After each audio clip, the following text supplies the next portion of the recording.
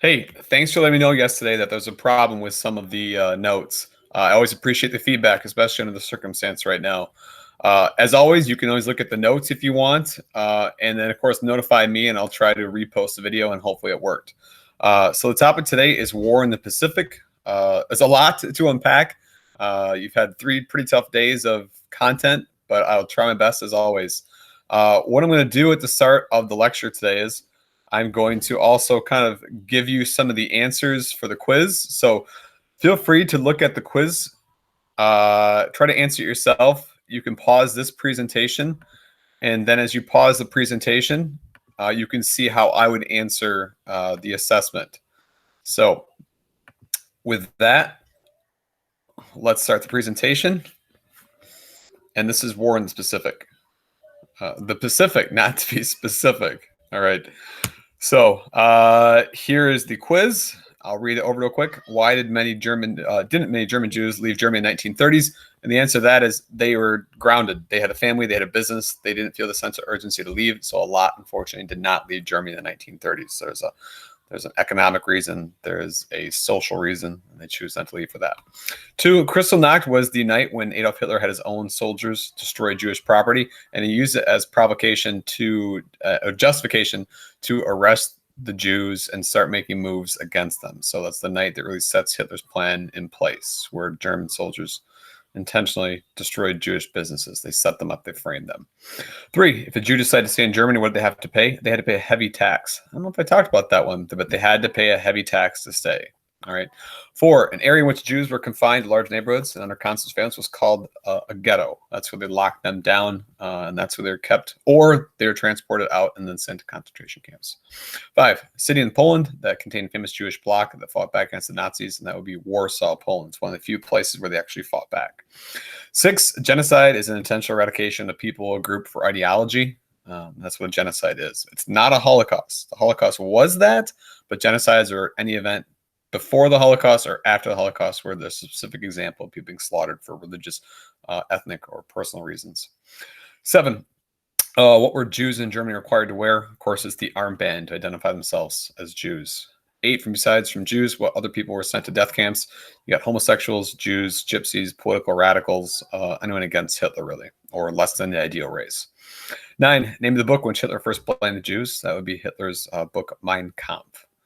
10, old school, when did D-Day occur? That's June 6, 1944. And extra credit, the famous quote is Arbeit macht frei, or work makes you free, which was the lie.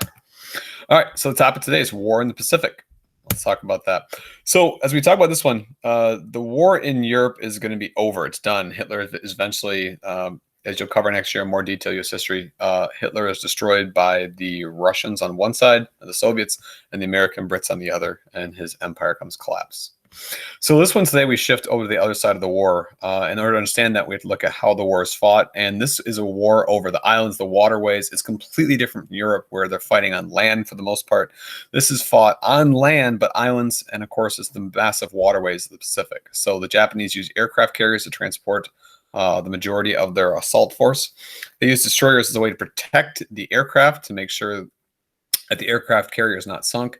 And then the killing machine of the Japanese were really these the Mitsubishi-made Japanese Zeros. These are the attack fighters used by the Japanese. All right, so here's the expansion of Japan. This is kind of rewinding the start of World War II. Japan was rapidly expanding after a surprise attacking America at Pearl Harbor. Our Navy was virtually wiped out in the Pacific. So that gives them free reign to really control the Pacific Ocean. They basically are in charge of the Pacific at this point. So one of the first interesting battles between the United States and Japan after Pearl Harbor is the Battle of Coral Sea. And this is Japan's attempt to invade the country of Australia for its vast natural resources. And it's a first because it's the first time that you see both sides using aircraft against each other. So it's aircraft carrier versus aircraft carrier, and both sides have never really done this. So you are kind of making this up as you go in terms of war. Usually in war, you can read about it. You can read what other people did. You can see their tactics. But this is a first. No one's used aircraft carriers before to fight each other. And the weird thing about Coral Sea was the Japanese, once again, the commanders are sitting back and they're assessing what they're sinking the Americans, what they're losing themselves, and they make the wrong assessment. They're actually winning the battle against the Americans. They're sinking more American boats than they themselves experienced from the Japanese. But it's not like you have all of the data in front of you. So the Japanese, despite the fact that they are winning, decide to retreat. And we consider it a victory for us. But what's significant is it's the first time we'd actually stopped the Japanese advance in this Pacific Ocean. At this point, they've gone into what would be Vietnam. They're taking areas of the Philippines. They've gone to Indonesia, and they're basically on the brink of Australia. And it's the first time they've been halted in the war, albeit a mistake by the Japanese. So the next major battle we talk about is the Battle of Midway Island. Midway Island is the final major island that has an airstrip before Pearl Harbor. As you see, if you look at the cursor here, Midway is the midway point between Japan and the United States. And the Japanese plan was to take the island, take the airstrip on the island, and then they'd be able to launch nonstop bombing from Midway to Pearl Harbor. And this would be a Pearl Harbor version 2.0. And if they could take Pearl Harbor from the United States, then the next phase would be taking from flights from Hawaii, from Pearl Harbor, onto the U.S. mainland, California, Washington, and Oregon. So this is a really critical battle that the Americans stopped the Japanese from taking Midway Island from the American Air Force Base. So here's an actual picture of the island from the aerial shot. Two small islands. You can see the airstrips. They can taxi, they can land, and it's critically important. This basically is a floating aircraft carrier that's stationary. So whoever controlled this island would control the skies. So the Japanese fleet arrive first, and they start immediately attacking the island. They start softening it up by strafing bombing, similar to Pearl Harbor. And the rest of the story goes something to the effect of the American battleships, the American aircraft that were crippled in the Battle of Coral Sea, went back to Pearl Harbor, are quickly patched up. They're not even at full service capacity, but they get them ready enough to fight. And after they go from Coral Sea to Hawaii, they send them from Hawaii to Midway to stop the Japanese. Now they're going to arrive last. The Japanese are definitely there first, and they have a strike force of 4 aircraft carriers, and they are just assaulting the island.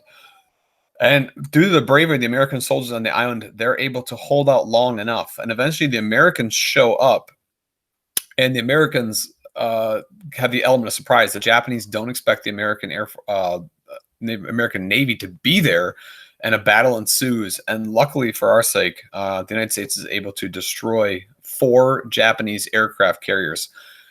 And the shift, if you could see it in my hands, is Japan had a superior number up to this point. And after we take away 4 aircraft carriers, which take a long time to build, this is going to happen. Here's the Japanese, here the Americans. Americans will increase production, and Japan can't keep up. So this is the moment where you start to see a change in just supplies, and in terms of what country is going to supply the war, have more airplanes, have more battleships, more cruisers, and more aircraft carriers. And aircraft carriers are critically important for this battle out in the Pacific. So you see some pictures here, the American aircraft on the flight deck of an aircraft carrier before taking off. And if you're really interested, some of these wings here, they folded them up, and they'd fold up so they could store these planes underneath the main deck of the aircraft carrier. And this spot these guys are standing in here are basically giant elevators that would raise the plane up and down below the deck. Here's an American fighter bomber getting ready for its assault. All right. This is a mistake up here. My bad. This is a Japanese aircraft carrier, and it's a picture taken by a pilot. And the goal of the Americans was to simply destroy these Japanese aircraft carriers. And it happened. We sunk 4 of them. And it's a critical blow to the Japanese Navy and the rest of the war. It really sets us up for a massive victory. So after the Midway is done, the Americans start doing this thing called the island hopping campaign. And this is where we will literally jump island to island to island to island to island, taking it back from the Japanese. If I was in class, what I'd usually do is I jump up on top of your desk. I know, believe it or not, I can jump up that high. I jump on top of your desk, and I step all around the classroom, and I just pretend remove you from your spot. And that's what America was doing with Japan. And as we're doing this island hopping campaign, we're basically taking these islands back from the Japanese, liberating them from Japanese control, and giving them back to the original government that was in charge of them. And that's pretty easy. The Japanese fighters are outmatched, outgunned, outsupplied, and they really don't care about these other islands that they've temporarily taken over. So their fighting isn't nearly as vicious. That all changes at Iwo Jima. As you see over here, Iwo Jima is an island right there, and there's another one called Okinawa. The difference is these two islands are Japanese soil. It's part of mainland Japan. The equivalent would be if the Japanese took Hawaii from us, or they took Alaska, or they took Washington. It's a different feeling. So with these ensuing battles, when Americans are stepping foot onto Japanese soil, there's a different level of ferocity amongst the Japanese combatants. So here's pictures of the American boys, 17, 18, 19-year-old kids serving their country. We're fighting off this coronavirus and laying down, and this generation is over there fighting against the Japanese. So some perspective. All right, it's images here. This is the Battle of Iwo Jima. It's an old volcanic eruption. That's what basically created the island. You can see the crater, the mound of the volcanic island still there, Mount Suribachi. And this is where the Japanese forces were positioned. And they positioned themselves inside these old hollowed out lava flows, and it gives them strategic military cover. I mean, they can take a large bombardment by hiding out in these caves. And one thing you're also seeing goes back to world history is the idea of the Code of Bushido. It's death before dishonor. So if you're familiar with the idea from world history, death before dishonor is you either kill your opponent or you kill yourself. That is the expectation. So they equip the soldiers on the island with these katana samurai swords as a remembrance for their history. It's kill or be killed. This is a fight to the death. This is where this iconic picture in American history comes from. This picture itself is staged after the fact. The real fighting happened, and the Americans are hoisting the American flag on Japanese soil. And that's what's so powerful about this image, the idea that we are taking the land from the Japanese on their own homeland. This was reenacted several days later. It's oftentimes used in this point, to sell war bonds for the war effort to show that America is taking land from the Japanese. The majority of soldiers actually died several days later in the Battle of Iwo Jima. So this is a staged reenact photo, something that happened during the actual Battle of Iwo Jima. Clint Eastwood made a movie about this called Flag of Our Fathers. If you get a chance to watch it, tells the Hollywood version, but yet historical version of the soldiers who fought on in this battle. Definitely something you want to run by your parents before you watch it to get permission. I had a student a few years ago from Kentwood whose grandmother grew up as a little girl on the island of Iwo Jima, and they visited, and she sent me these pictures, and you can kind of see here it's the Japanese. They waited for the Americans to get deeper into the jungles of the island. You think D-Day, the Germans met the Americans right on the beach, and as soon as the Americans landed, they started the machine guns on them, and it was a ferocious assault. The Japanese let the Americans get deeper into the forest because they used the forest and the jungle as a way to fight the Americans. They thought was more successful. And it kind of was. The Americans are definitely outnumbering the Japanese combatants, but the Japanese combatants have the element of they're digging in. They know where their positions are. They can booby trap different areas. So it was a fierce battle by all accounts by both sides. You see from the pictures here, eventually the Americans just they brought in flame-throwing tanks and started burning the terrain off so they could see where the Japanese embankments were or their fortifications. And some of these guys had the unfortunate job of going into these Japanese bunkers, and in close combat fighting would have to flush the Japanese out. Pretty nasty. So on the island themselves, the Japanese would rather kill themselves rather than be taken prisoner. And that goes back to the Code of Bushido. You see the picture here of they've equipped basically a tank, a Sherman tank with a flamethrower, and they're basically burning out the Japanese combatants from these hills because they refuse to surrender. Many Japanese are simply burnt alive in the caves in the end of this battle. There's even stories that the Japanese soldiers that were taken prisoner by the Americans stopped them from committing suicide, because in our Western philosophy, suicide is often, there's a spiritual connotation of torture after the life, that it's wrong, it's against God's will. To the Japanese of Eastern philosophy, they view this as the highest dishonor. They wanted to kill or be killed, because their philosophy is that whatever you do in this life, if you don't do that, you bring dishonor to your generations that are in the afterlife. So the story here is that Japanese soldiers would basically be hog-tied. So basically, you take your hand and your legs, you tie them together. And there's stories that as they took these Japanese prisoners were almost undulating and like rolling on the ground to get close to the American soldiers to bite at their ankles. And they're trying to exhibit the Americans to shoot them to give them an honorable death. But the Americans did not do that because it would have been a war crime. So it just shows you the level of ferocity amongst these Japanese who were buried deep in these caves in the war. So after America takes Iwo Jima and Okinawa, we have two areas where we can launch assaults to Japan. And this brings us to our next phase, the atomic bomb. So here's some pictures of the island hopping campaign. The Americans are simply taking island after island, moving all throughout Indonesia, the Philippines. You see Okinawa here, Iwo Jima, and then Okinawa. And then the Americans will eventually be close enough to launch assaults into Japan via its bombers. So as the Americans are doing this, they're getting closer to Japan. It really opens a new phase called the kamikaze phase. And this is when the Americans are close enough to Japan, the Japanese resort to an old historical tactic. Nimitz was the commander of the U.S. forces. He runs into the kamikaze attack. And what the kamikaze were, they'd take one plane, they'd load it with a bunch of TNT, and they'd fly over an American aircraft, go into a dive bomb. And once it went into a dive bomb, there's no stopping that plane from reaching its target. And you could see their goal was to smash their planes into the American boats, almost like a GPS missile for its day. Kids have asked in the past like why they would do this, but they're doing this because they think it brings honor to themselves, the code of Bushido. And there's kids have also asked, would they bail out last second the Japanese pilots and save themselves? That was not the expectation. There's no historical evidence that actually happened. So these young pilots, college trained, the best of the best, are going to their deaths for their country of Japan at this point. This is that ultra nationalism. So here's a picture of a Japanese pilot. And what you're seeing over here is this is actually, someone informed me, this is his clan names. So what he's doing is he's honoring his family members in the afterlife by going to his death. And then you see this symbol of the rising sun here, the symbol of Japan.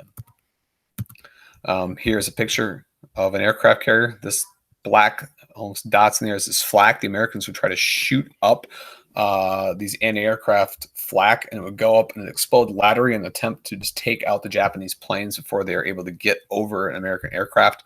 Unfortunately, this is a picture here where a Japanese plane has in essence gone into a nosedive and just crashed itself onto the flight deck of an American aircraft carrier. Here's a picture on the American aircraft carrier, just the pure chaos of trying to put out a plane loaded with TNT. It does a vast amount of damage. Here's a picture of a boat coming right at you. And so imagine this boat is coming right at us head on. And then over here, you see the Japanese plane coming at an angle, almost upside down and inverted. Here's the before, and there's the after. You just see how dangerous this kamikaze attack was. Kids have oftentimes linked this together here, these two events, and it's always good to make connections in history. It's very similar to what happened on 9/11. These individuals they really believed in their cause, and they're willing to take their own life in the name of what they've been brainwashed into believing.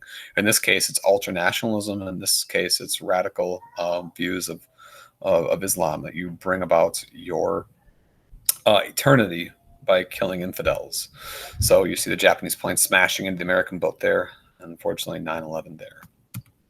So despite the kamikaze attacks, which were very dangerous and scary to the Americans, we simply outproduced the Japanese. We had so many more boats and supplies. We were able to shoot a large number of kamikaze down as they got overhead.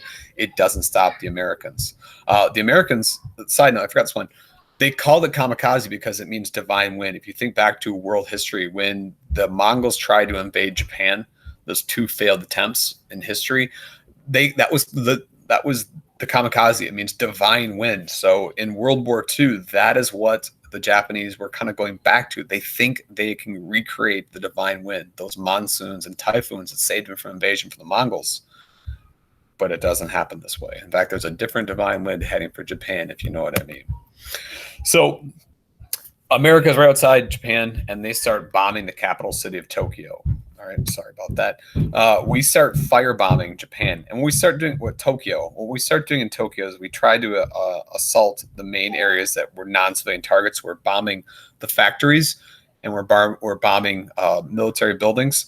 But the problem is the majority of the homes are built out of wood, and firebombing, when it drops incendiary, it explodes out.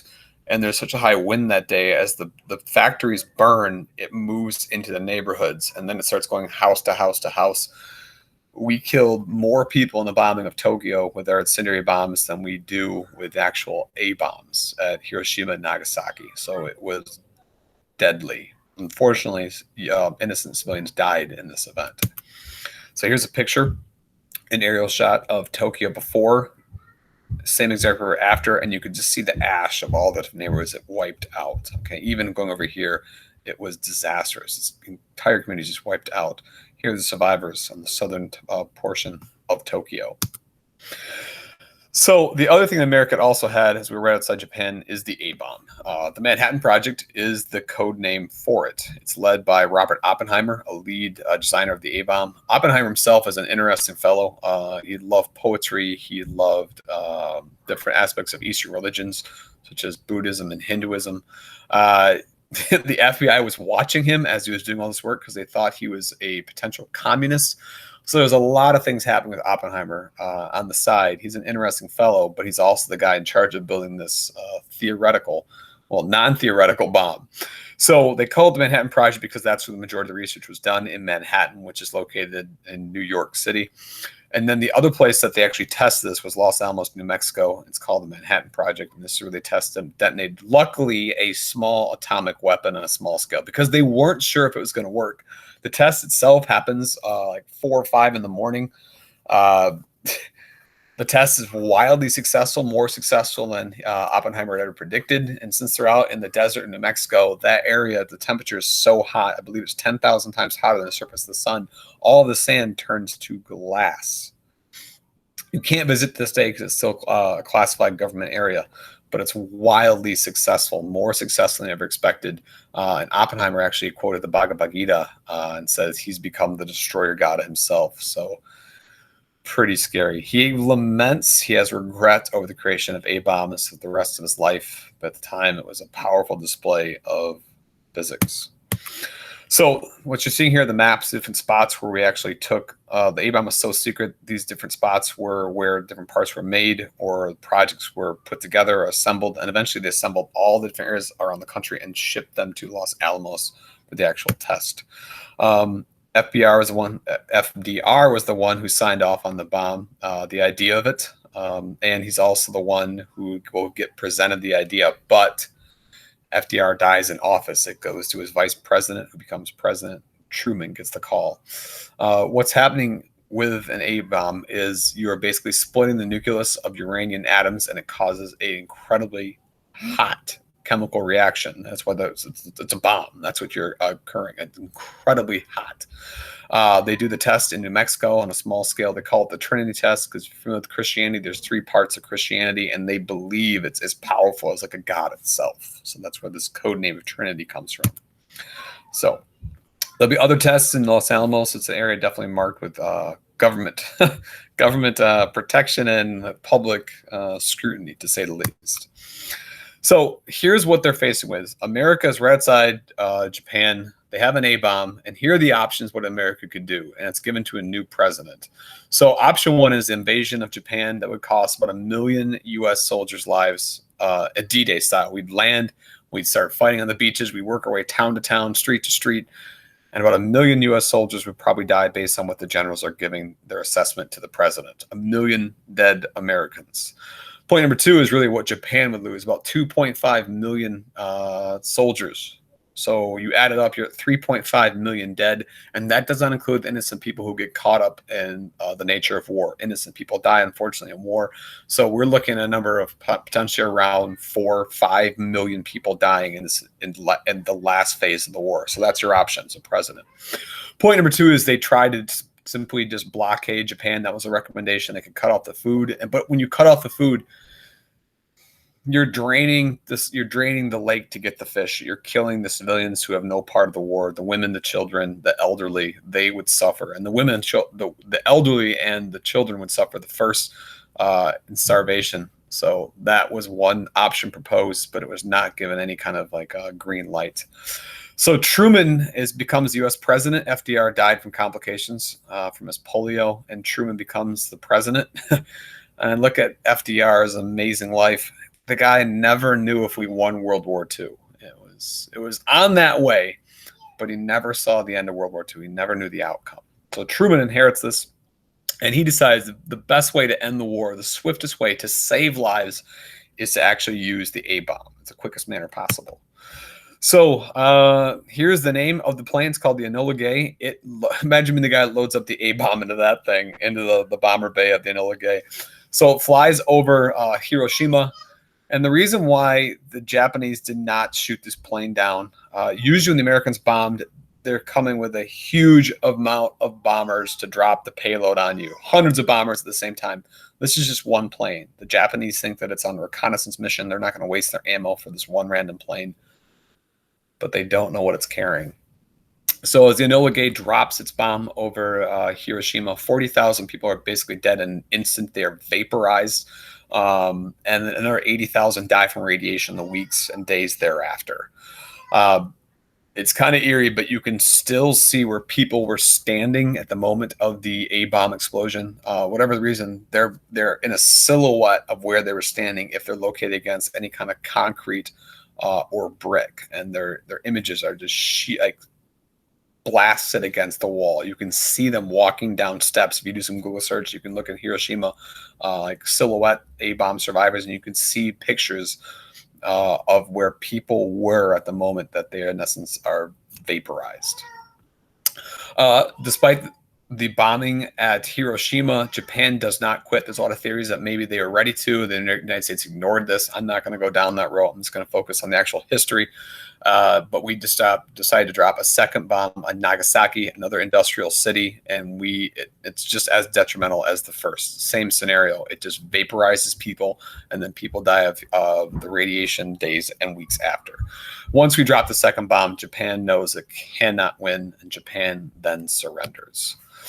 Here's a breakdown of the three major battles three major events we talked about. Here's the firebombing of Tokyo in terms of number of people killed, almost close to 140,000 with the firebombing campaign.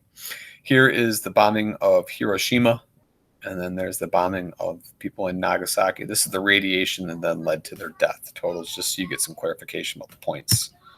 And then when people went afterwards, you have some mutation, of course. Nuclear radiation causes mutations, and you see some sad mutations of people that survived. And the people that survived are way outside the city are exposed to the level of mutation. And that's how the war ends. The war is over, and we've entered this thing called the nuclear phase of history. And that's your lesson for today. As always, feel free to do the self-assessment. I definitely recommend that. And when I say self-assessment, go back, pause the lecture, see how you do, look at my answers. If there's problems with the video, once again, please let me know. I'll post a note, a hard copy if you want to look at those as well. But this is it for the week. Hey, Thursday, email me if you have any questions. I'll just be answering questions for clarification if you want. I'm open to the idea of maybe next week having a conversation where we might meet up online here, and you could answer questions like in a group, have just overall questions. I'm not sure how I do that yet. I'm looking at an option called Zoom as a way for us to meet up and have like a 20-minute conversation, clarification as one big group versus a few emails. I'll keep you posted on that. Until then, hey, we'll get through this together, I think. All right, wash your hands, stay inside, enjoy Netflix, do what you got to do. I will see you. Friday, online, just check in. It's not going to be scored.